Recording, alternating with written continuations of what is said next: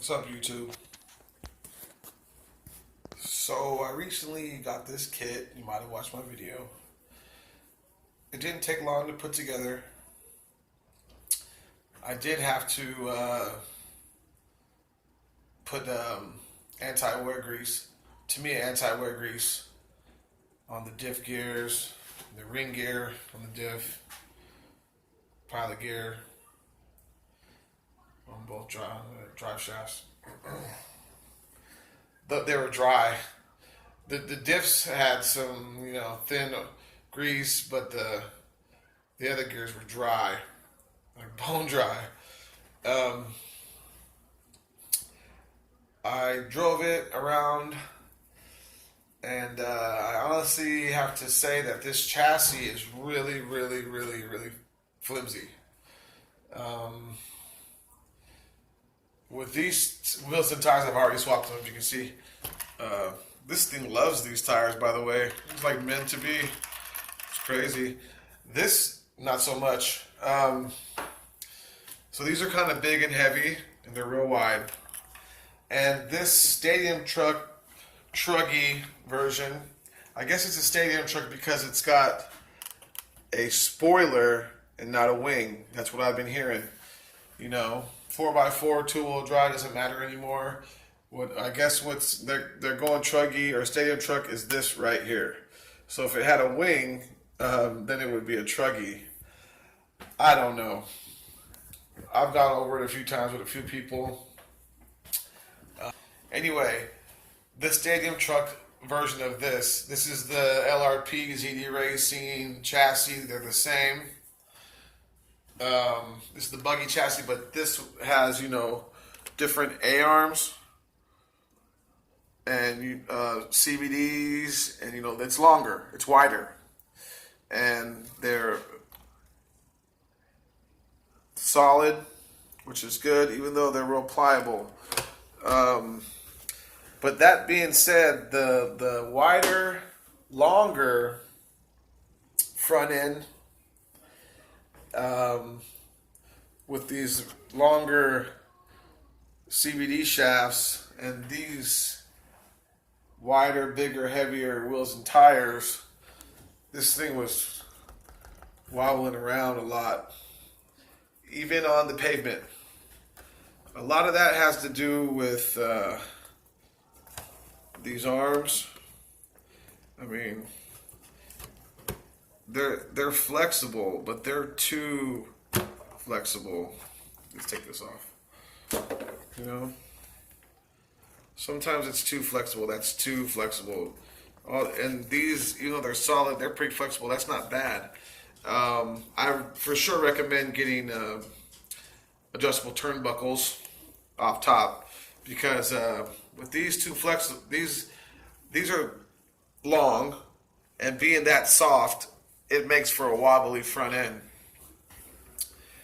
Even on pavement, it was pretty wobbly. With these tires, though, these are short course size wheels and tires. They came off of the Marauder. They're a lot lighter. The foams are a lot softer, a lot lighter. It did a lot better with these. It didn't wobble half as bad. And this actually, like I said, did better with these. It was more stable. I needed those. Anyhow, so I swapped them, and it's doing better. But I suggest the first modification, if you get one of these, would be adjustable turnbuckles. The second would probably be a chassis brace, a real chassis brace, because the only thing really tying this thing together is this chassis brace. And if you can see, that's not very rigid at all. In fact, this whole, let me set this down real quick. Let's see here. In fact, this whole, hopefully you can see this. This whole chassis will just flex. Let's see. See?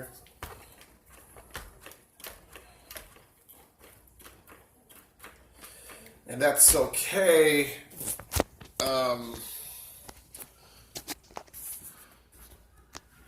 For not breaking stuff, but it's not very good if you want to race or something like that. So what I would do is get a aluminum chassis brace. I don't know if they make one. I know they have knuckles and turnbuckles for sure, and I think hubs. Just gotta look into it. So yeah, I just put just the cheap 4 poles that I always buy. It's always the same ones. I have like a few of these. Like 4, I think I'm around 4. Sorry about the light. Let's see if we can. It's just a 4 pole. It's OC Day 4 pole, 60 amp, and this is the original servo from the FS Racing. It's 4 kg. So yeah, I think the people having diff issues, it's got a lot to do with the chassis being so thin and so flexible, which makes it makes it light. But then again, it's going to have problems if you bash hard and you go too fast. You're going to end up having gear issues and stuff like that because the chassis flexes. The chassis flexes. There's no that drive shaft isn't telescoping. So when that flexes, it all flexes, and you get some gear mesh issues. I'm sure people have said they're having problems with the diffs. The diff, they're nothing to write home about. They're just regular cast steel, I guess, and they came with kind of shitty grease, but it was real thin. But then the Tamiya, I put the Tamiya anti-wear, if you could see that. As an example, this one still has the stock grease. You see that? And then whoa, I almost chopped that. Steve from Shen RC. It's funny, he did a video about this today as well, and that was the first thing I was going to do when I got this, was because I just saw people having diff issues with this all the time, and so I just went over it. Whoa, saved it. So I don't think there wasn't really an issue with the diffs. They just had kind of just cheap grease. And there wasn't any grease, like I said, on the ring gear. So the mesh was okay, and I think the gear problem people have is actually because of the rigidity of this thing. There is none. It bends and flexes way too much. So you get to bashing harder, you get to hitting corners real hard with these big heavy tires, these big wide heavy tires, and it starts to flexing, and then you start having problems. So you need a brace. This isn't even a brace. I mean, they could have made this. There's no need for this to be so soft right here. You know what I'm saying? Like, I can understand soft pieces over here. Yeah, they don't want to break. This needs to be hard. Okay, this is support. The whole thing is support. It's so soft. It's ridiculous. And when you have a chassis this thin and this, you have to have some support, and then they went and did that with this. So I mean, it was $80 for this kit, no biggie. It does have sway bars, and it does have big bores. Threaded bodies, but they're plastic bodies with metal caps, and upper and lower caps are metal. It's got CVDs in the front, so that's not bad. That was cool. It's got a servo saver. It's got a pretty decent servo saver. You can see that servo saver there, and it's got the dual bell crank steering, and it's running on ball bearings. There's ball bearings and all. It's got full ball bearings in the steering, ball bearings here in the wheels, ball bearings, the drive line. There was a slipper clutch. It's right there. So it's okay, like I said, it's a ZD Racing LRP chassis. LRP's done for. There's no more LRP. ZD Racing owns LRP, I guess, and they're just selling their buggies with all ZD like racing parts and stuff, you know. And so you won't get like LRP electronics anymore when you buy those ready to runs. Well, this wasn't a ready to run. This was a kit. The problem with this kit was there was some missing screws and some fitment issues with the molding. The moldings didn't fit right in some spots. I had to massage a couple pieces. Also on one of these here, see there's 2 different screws there. One of these holes wasn't drilled out, so I just kind of popped it through real quick, and then I just bored it out with my knife. So that was kind of funny. I didn't even want to break out the drill bit. This stuff is so soft, I didn't need to. If the video should be up in a minute. It handles terrible with those wheels and tires. It was wobbling around. It's wobbling around like this. It's shaking around like that. Even on the pavement, you'll see the video. I didn't get very good footage though. So, and I had an old lipo in there. Not old, but it wasn't. I ran it 2 or 3 times, and so it died kind of quickly. So in the morning, I'll get a video of that. But with these tires on, it's pretty good. It's pretty good. I only got a quick run with these. It was dark, you know, but I can tell you that it handles better with these. These are a lot lighter, and like I said, the weight is an issue with these. They're bouncing around, wobbling around and stuff. With those were too heavy, and with these longer arms, it's a recipe for disaster. I'm pretty sure that's one of the reasons. This being so light and so thin and so flexible, and then so wide with the extra long wide arms and the extra long, you know, CVDs, and then with these are heavy and wide and big. It's a lot of stress on that drivetrain. And even though it does have metal gears and stuff like that, the housings are all real soft and everything's real soft. And like I said, there's nothing rigid. It's this whole thing will just flex. This whole bottom of the chassis will just bend.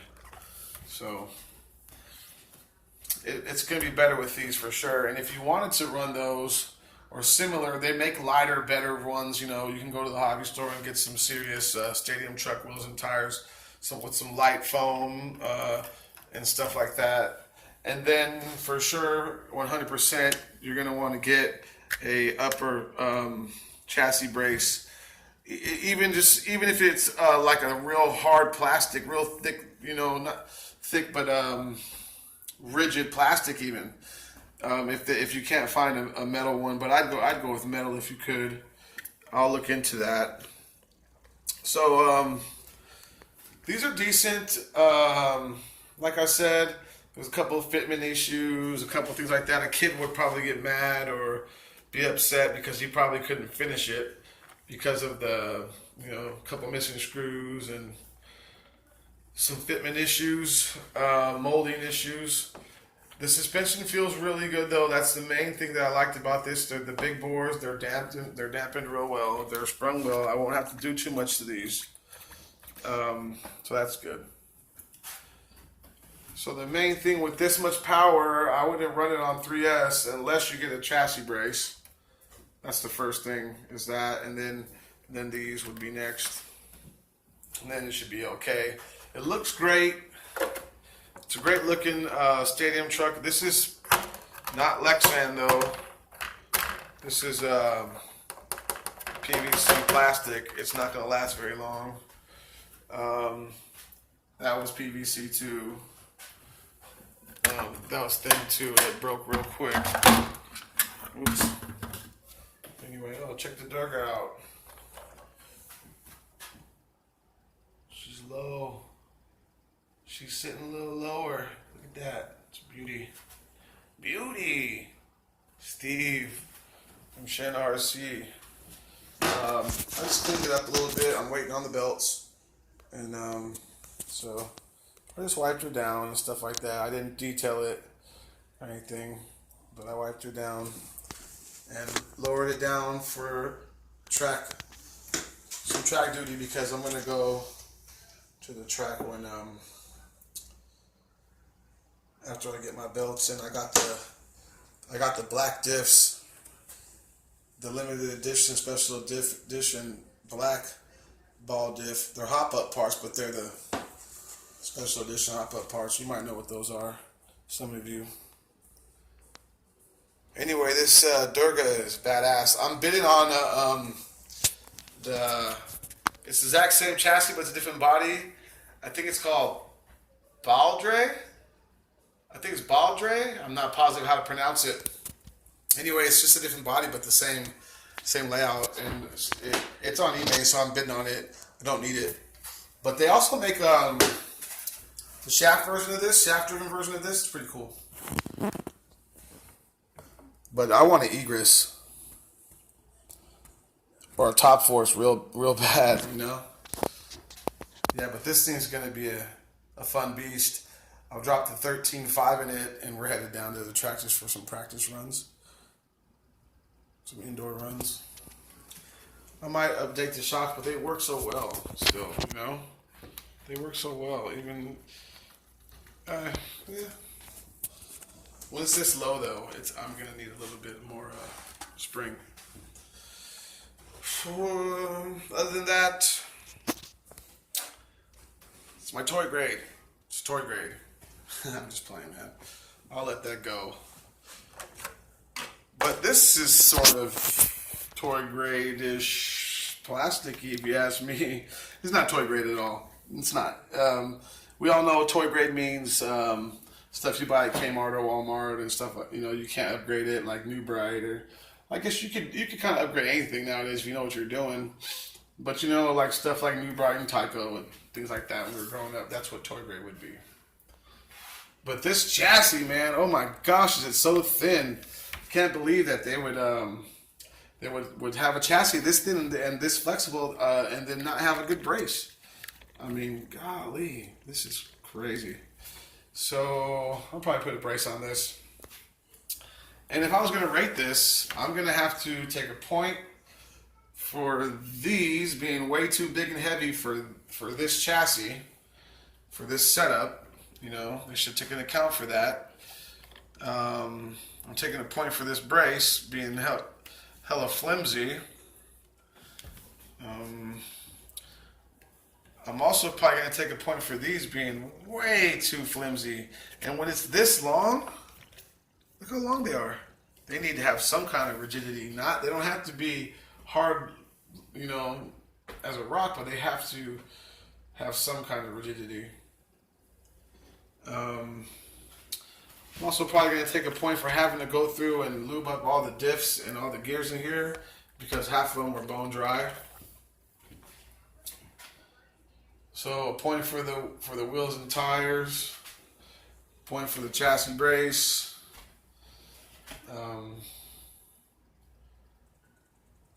point for the diffs, point for the turnbuckles,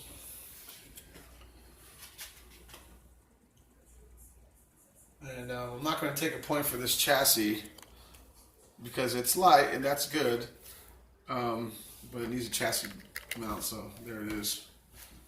And I probably won't take a point for this body being made out of PVC, but if it breaks on me real quick, then I will. So this is about a 6 out of 10. It's a 6 out of 10. It's definitely going to need this and this for sure, 100%. I already took care of the gears. I already put the anti-wear grease on the gears, you know. And it runs better with these tires and wheels. So I'm gonna do this, and these, and then it'll be a pretty awesome little rig. I love the looks of it. The body looks good. I just love that stadium truck look.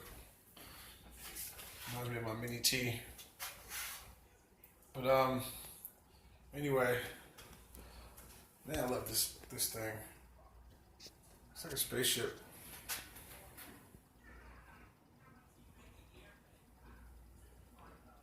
I'm a fanboy. Anyway, that's the review. One more time. Oh yeah, it's I'm running a 20 tooth pinion in here, and it seems fine. It came with a 20 tooth pinion. It's crazy is that it's got a metal spur and all, but they gave me a composite pinion with it. Sounds funny because it's not metal on metal. It's like a composite. But it was a 20 tooth, so I used it. Anyway, guys, that's the review. ZD Racing Thunder ZTX-10 4x4 Truggy? Nah, stadium truck. Peace.